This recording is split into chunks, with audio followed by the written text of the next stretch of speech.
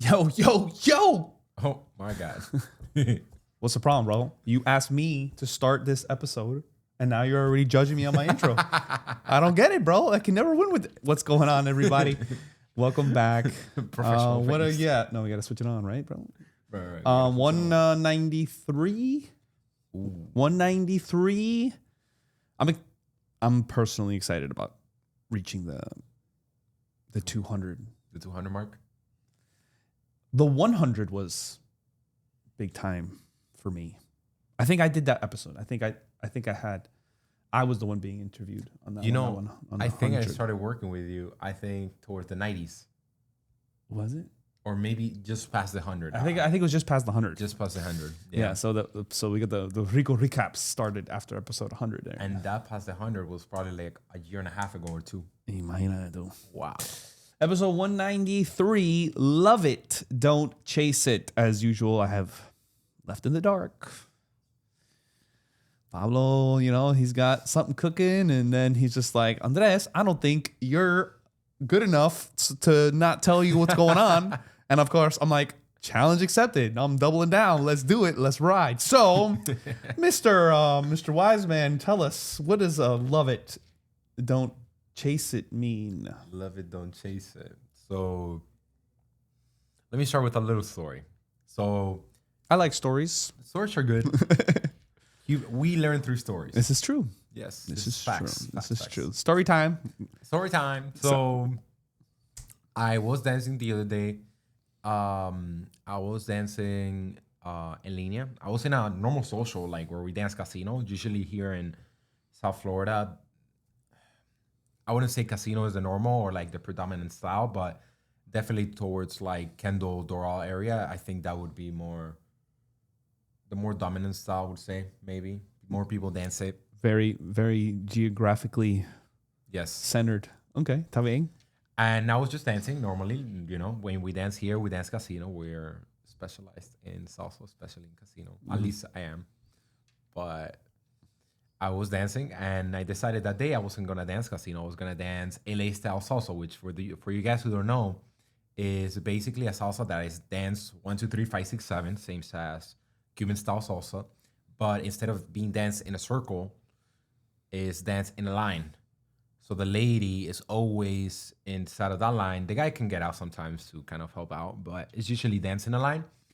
And basically, I was just dancing in LA style, and I realized I started having more fun. And I was like, And for you guys who don't know, I've been recently like plateaued in my salsa journey. So I haven't been having as much fun dancing. I didn't know that. Yes. Okay. So I haven't been going out as much, and I wait, hold on. I'm sorry, bro. I got to cut you off. How long have you been plateaued?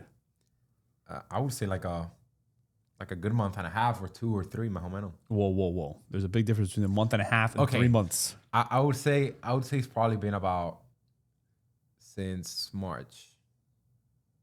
March, okay. Well, we're ending June, so 3 months. 3 months, maybe 2.5, because it wasn't right after the cruise. It was probably like mid-March towards April that I realized, wow, I really don't like going out.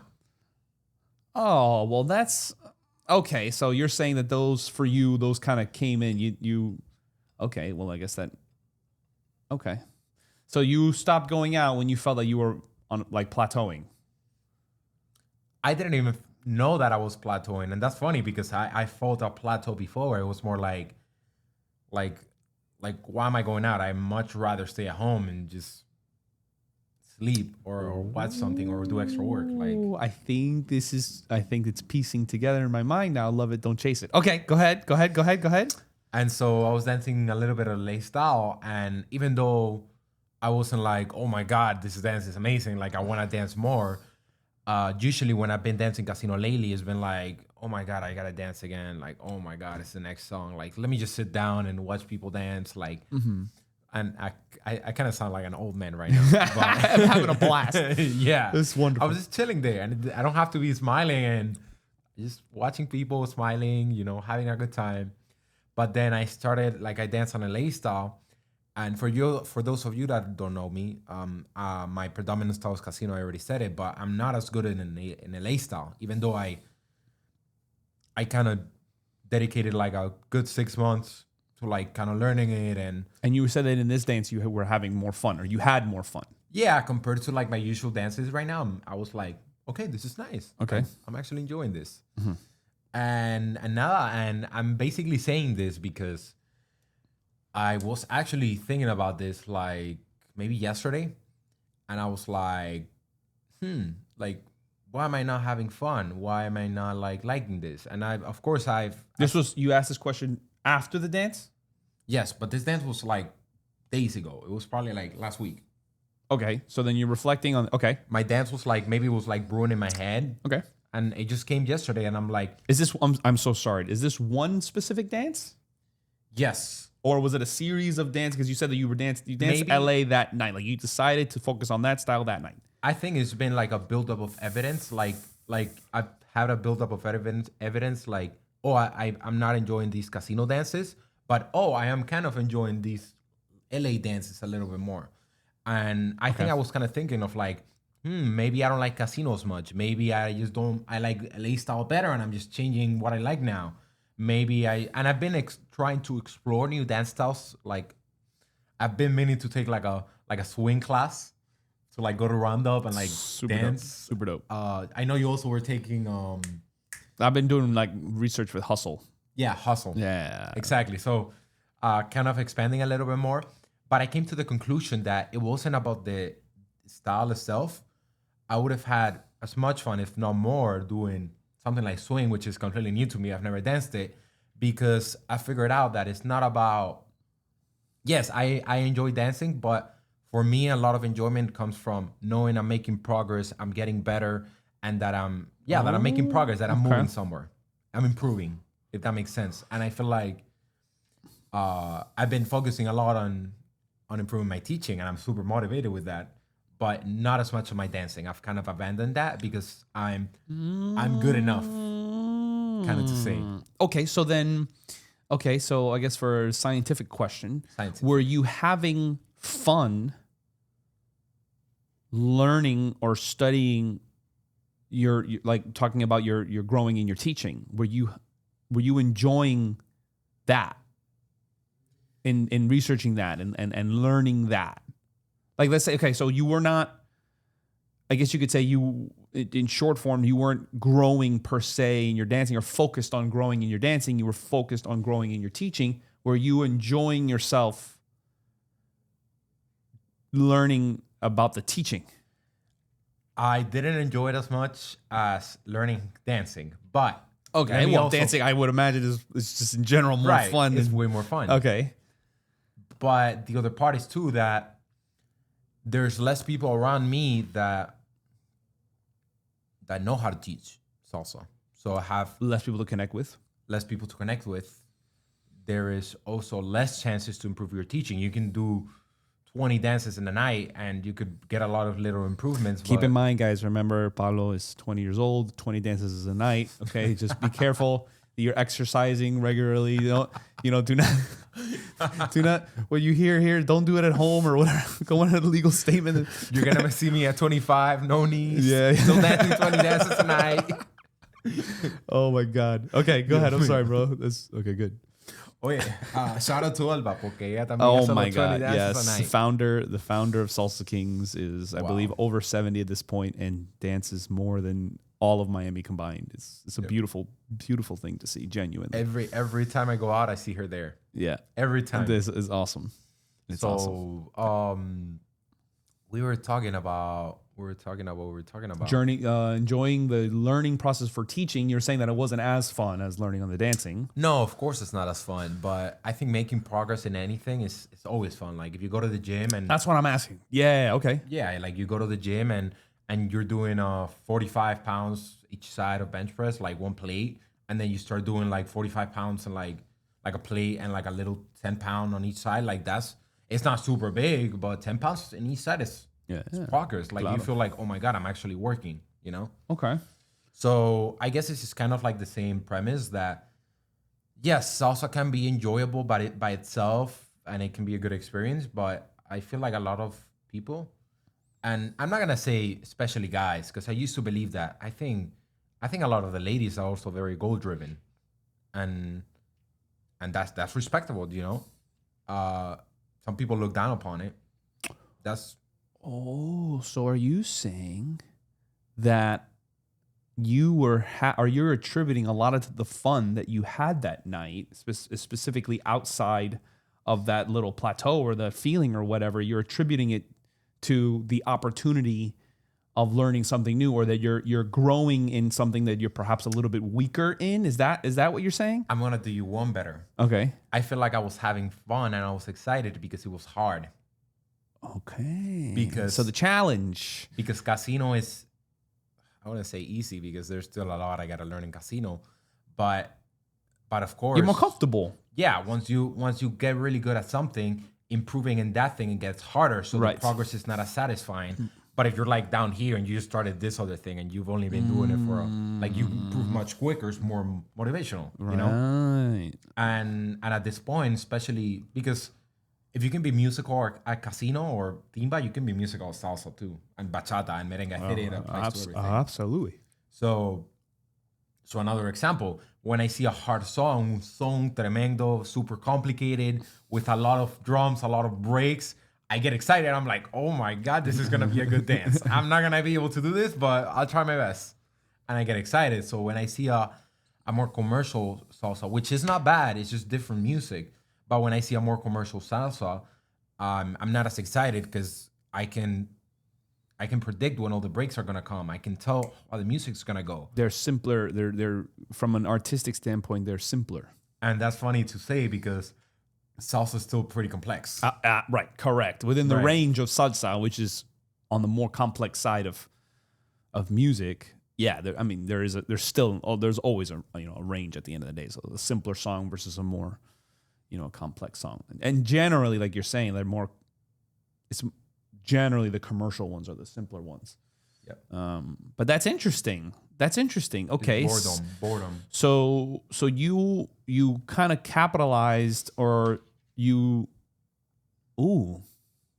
So you capitalized on the learning opportunity to, I guess you can say, have more fun. When you made the decision that night to do that, to dance in line intentionally, where did that come from? Did it come from, I guess you could say, the boredom, for lack of better words? I say, I'm going to challenge myself tonight. I'm going to dance in linea tonight. I don't think it came from, I mean, it definitely came from boredom, but it didn't come from the point of like, oh, I'm going to challenge myself. It came more from the point of like, I've already explored a lot of the possibilities in casino. Mm-hmm. Let me explore a little bit of the possibilities in lay style, because I would actually argue that you can be more artistic and more creative in lay style than casino. Sure. Again, there's infinite possibilities in both realms. In all realms, that's true. That's how creative do you want to get? Like, right. And which of course takes time, takes research, takes practice, energy. Like it's right. Absolutely, no doubt about it. And of course I'm not the one that's qualified to answer that question, but I would love to go and have crazy, salsa talk with a linea and actually talk the actual physical dance itself. Because one thing, which is a lot of the reason why the show is created in the format that it's created, is to kind of discuss, concepts and stuff that's a little bit more, I guess you can say, makes more sense to the general public, because we can talk about, the positions, abierta, cerrada, caída, inside turn, outside turn, and right. we can choreograph, we can dance, like do an entire dance. We put the song on the background. We can talk you through it like a dance. Like, right. We have that language down pat. I just feel like that wouldn't. If you think that would be really cool to hear or whatever, go ahead and write us. Andres at Salsa Kings, Pablo Salsa Kings. But yeah, I mean, very much can be. There's no doubt about it. I love LA. For me, the music, there's just so many people that are not matching the dance style with the music. So for me, it's just that disconnect has always just been a little, I guess you can say, frustrating for me personally. But what's cool is that you decided, regardless, that I want to practice my linea regardless of the music, which is cool too, and not at the sake of growth. You wouldn't want to stop it for the sake of the growth. Of course. So and I think that's where you're headed towards, which is which is great. And that's, I kind of feel like that's why I've been intrigued about hustle, because, okay, how far can I go, or kind of like the satisfaction that I'm getting with making progress, like a noteworthy amount of progress within, let's say, an hour, whatever. Okay. 30 minutes or whatever time that I actually can dedicate. How at that good moment. can I get? How much better? Right. Is it noticeable? And I feel like definitely when you've spent so much time and so much energy on something, to get those little like moving the needle type of like improvements, it's much more difficult, certainly. So yeah, so now it's like I'm trying to get the formula for the hustle and trying to figure all that out, and obviously the same way that I'm sure all of you guys are doing your research and looking at dancers that you like, watching and different videos, videos and different turn patterns you like. Oh, that's cool, and rewind it back and rewind it back and rewind it back. So that process is all really fun. So doing that, I can attest to that. So I guess that makes sense then with regards. Those are the good old days. Yeah, right. The good old days when you're happily in the struggle, I guess you can say, and which makes sense for your title, wonderful title, to love it, like to love the struggle or to be comfortable being uncomfortable, right? Versus chasing it, like the destination of being good or whatever. Because I feel like that's, first of all, it's very rare that you even know that you even get there, because you're always like seeing yourself as not as good as you could be. Right. So it's almost like the destination never even gets there, but that there's more joy that you're able to, or you're saying also, I mean, I feel like someone who stays in that mindset actually gets better, like quicker, like over somebody that is focused perhaps just on the destination. Would you agree with that? Yeah, I agree 100% with that. I agree 100%. If you're not growing, you're dying. Yeah. I mean, that's 100%. So, I mean, and that's why, that's why I love this, to be able to stand on previous episodes, is because, I feel like genuinely the social dance floor is a gym for life, because you can have so much fun being uncomfortable in this scenario. And a lot of it is just a mindset game, right? So how good can we be at, or how much fun can we have being uncomfortable in a setting that's the absolute most fun thing that you could do? Like, you know what I'm saying? So like if we can practice that mindset in a place where it's completely safe, where there's awesome music, where it's been composed by 8, 9, 10, 12, 20 professional artists that come together around one musical piece for us to be able to interpret for fun, like, how much money do I owe you? Like that's like, I feel like it gets to that point. And if we're staying, like you're saying, if we're loving the journey, I feel like we pay a little bit more tribute to those that made that sacrifice for us to be able to enjoy ourselves and create that platform or that dance floor for us to be able to. Let me do you one better. If Spotify didn't exist, getting music would be really hard. Like before, to get music, you had to get a disc. You had to get like la maquinita to play the disc. Absolutely. And then even if they made the disc, because they might not even record the song and make it into like. And that's and what's and what's crazy powerful about just music in general and inspiration, essentially that's what music is. Right. Is that music is not more popular now than before. Music has always been extremely influential, popular. And people will drive to wherever they need to drive, walk wherever they need to walk to get the records that they needed to get, bring it back to that, and listen to the band. Instead there was no lyrics that were printed out. Like you had to actually listen to the thing and then write them down. Like eso no, like eso no existía. So for people to go to that length, truly it is how really powerful that it could be for you if you allow it to be. Yes. And then paying tribute on the dance floor, I feel is a beautiful way to do so. And I mentioned in the past too, live bands, being there. And that's when I had my click, if you would. I believe that's episode 33. my click, and it's when it and when everything kind of unlocked, and it's like, okay, this is what it is to dance. I feel good, and you could see it in my body that I feel good. One thing you say a lot is that you really like live bands. Really like live bands. There's not enough of those anymore, and hopefully we will be in a place where we can, sometime soon, make that a thing and employ, live, at least once a month, bro. It's not even close, dude. It's not even rueda class with a live band. Yeah, exactly. Now you're talking. Yeah, now you're talking. To have someone on the tambor, somebody on the piano, whatever, timbal, like whatever it is, whatever it is, to have that, like. And we talk about in rueda class all the time, like everybody kind of sharing energies and the whole deal. Like when you add the source live, what? And you know what's even crazier? Okay, we'll talk about this. This is the journey that we're talking about, right? Being in the place where, you're always putting yourself in that, you could say struggle, but I see it as a beautiful opportunity. Okay, so you can dance to a song. I present this question to you, the listener, and you, Pablo.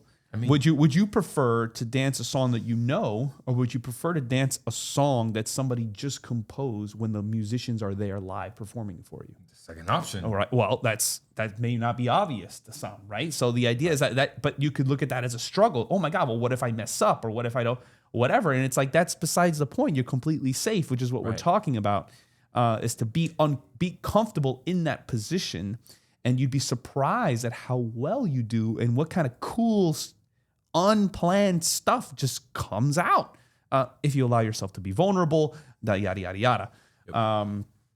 So what's really cool is we talk about the relationship between the lead and the follow all the time, and how one inspires the other and then vice versa, and to create kind of like that flow.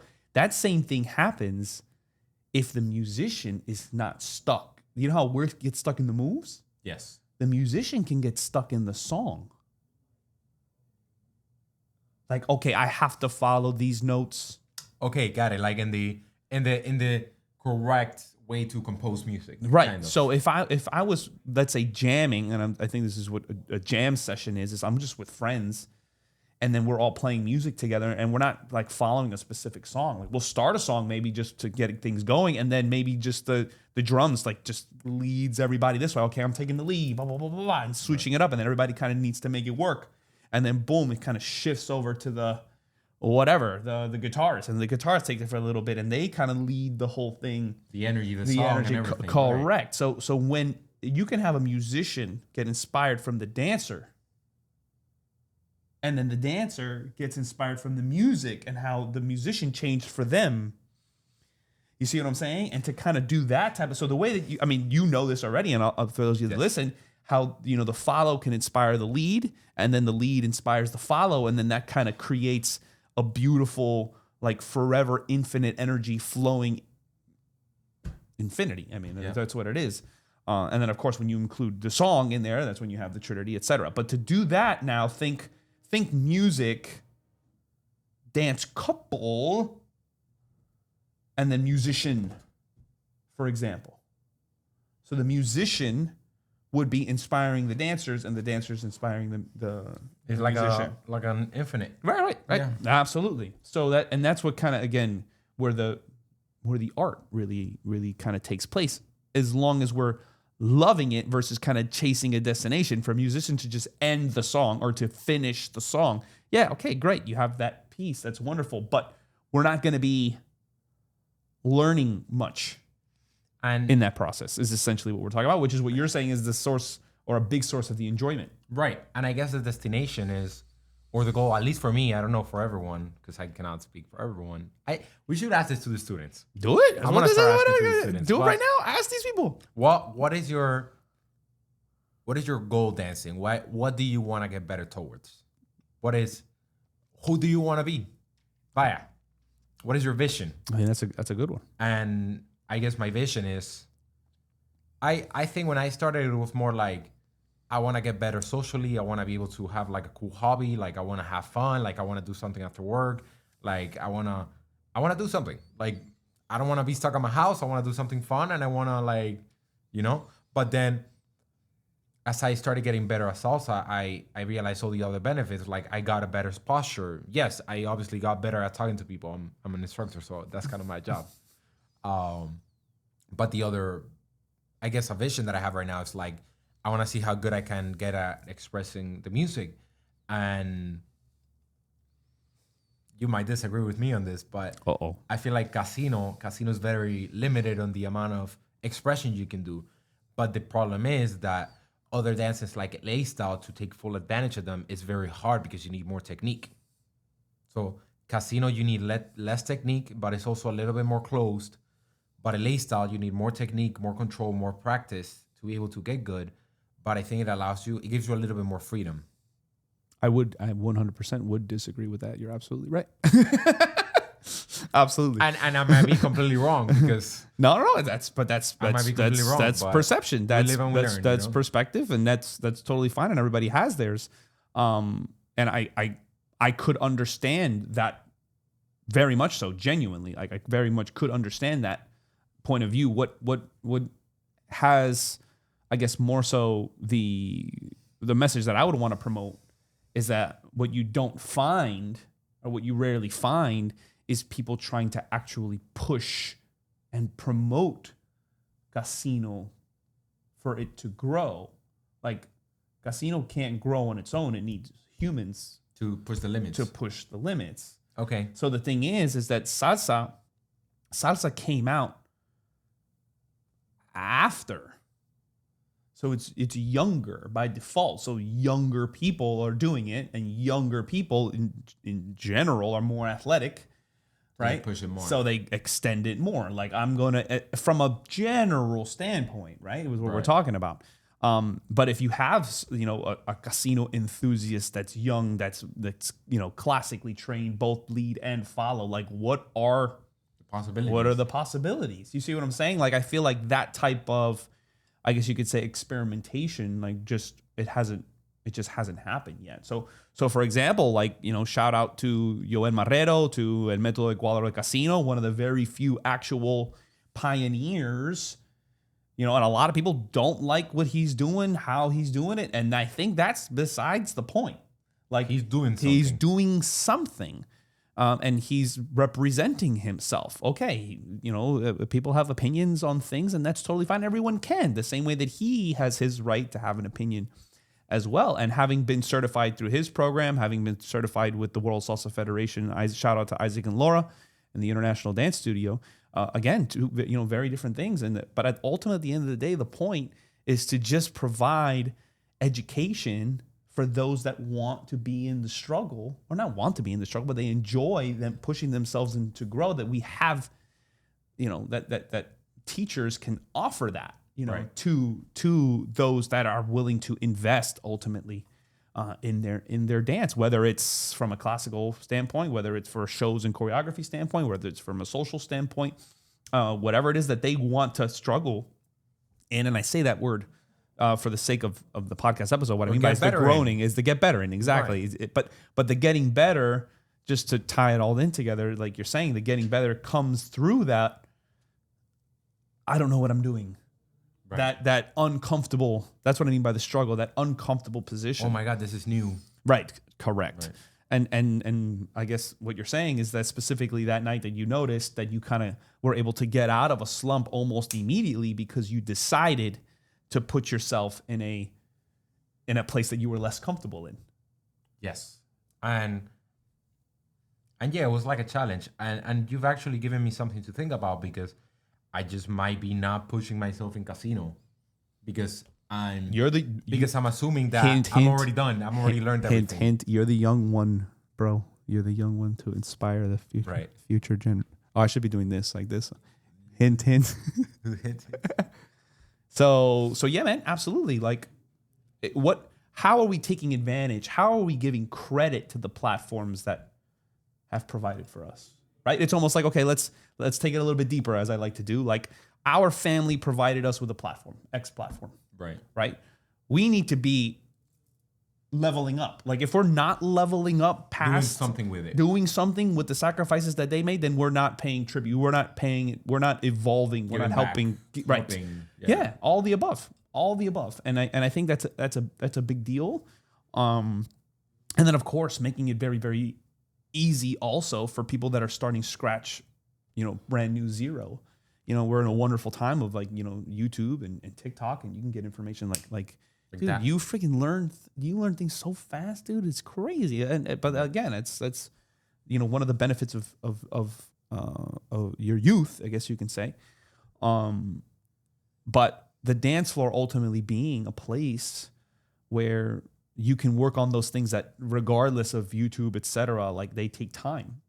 Even with shows, like this, and we literally talk about the nitty grittiest stuff. Right. And again, shout out to you that are continuing to tune into all of our crazy zoomed in, parallel in life dance floor, you're like metaphors. But it is what it is.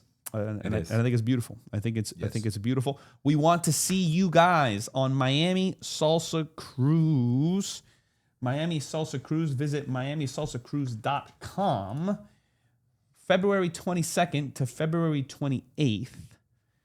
That's the last week of February 2026. Yes. Carnival Horizon. Up until this year, we were on the Carnival Celebration, which is the newest Carnival ship. Yes. But their Havana bar, well, the benefit of both of these ships is they have a Havana bar. So the theme itself is Cuba or Miami themed. Like, how amazing is that? For those of you that like beautiful weather and beautiful women and Latin dance and awesome drinks. For anybody else, I'm not talking to you. Both of them have a Havana bar, but the Carnival Horizon specifically has a Havana bar that's about 4 times the size. Bigger, yes. So what's beautiful is, and thank you to all those that have sailed with us thus far. And again, if you haven't, hop on the website, contact us, and we'll hook you up. The previous Havana bar, we were already too packed. And having a live band there every single night is, of course, amazing to do on the high seas. We're going to be heading to Ocho Rios, Jamaica, Grand Cayman, and Cozumel, Mexico. I'm sorry, I should have said Mexico, right? We're in the Latin. Okay, for sure. So come on by, guys. And again, go ahead and shoot us an email or visit Miami Salsa Cruise on Instagram, Facebook, and we'll go ahead and get you signed up. We love doing ruedas in Puerto Rico and Jamaica, and it's a lot of fun, and we're doing that together. Lots of friendships that are continue to be maintained because of that trip as a whole. Subscribe to our YouTube channel if you haven't done so already. We're live Monday, Wednesday, and Friday, and it's super, super awesome. Again, Miguel and Dariana are crushing it. It's awesome. So the point is, guys, is to go ahead and turn on your TVs and just pop on a class and pretend that you're in class. You could be there in your pajamas with your significant other. Do the steps and learn it. And so yes, we would love to be able to hear from you guys saying, I learned how to dance salsa with my significant other because of your channel. That's the idea at absolutely no cost. So come and participate and hang out with us in class. You can comment and request and ask any questions that you'd like on the live. It is literally on our huge projector on the wall. We're able to see all those questions. The instructor can see all that and engage with you there. So we're super grateful for those of you that tune in thus far. And we'd love to hear your results as you continue to challenge yourself to love the journey and to not get attached. Don't stop your feet to the destination. Don't stop your feet. Keep going regardless of how uncomfortable it may seem. I think that's a beautiful message, Mr. Rico. I think that's. Let me shake your hand, sir. Thank you very much. Absolutely, man. Pleasure. Do we leave anything out? Not really. I think that was. Oh, I want to congratulate this guy because we're top 1 in. Oh yes. Top 1 in. Sorry, I don't remember. So we were featured. Thank you. Thank you guys for you guys, our listeners, our watchers. Viewers, that's the word for that. Listeners. Yes. To Million Podcasts and feedspot.com and both platforms, we are the #1 salsa podcast. Thank you guys so much. That is 100% thanks to you. If you're on these platforms, if you can leave a review on Apple Podcasts, on Spotify, etc., all of those things help. That's amazing. Thank you so much. And we will be back for the next Rico Recap in 2 weeks, right? Yes. Absolutely. Be good, guys, and we'll catch you next time. Bye, guys. Bye-bye.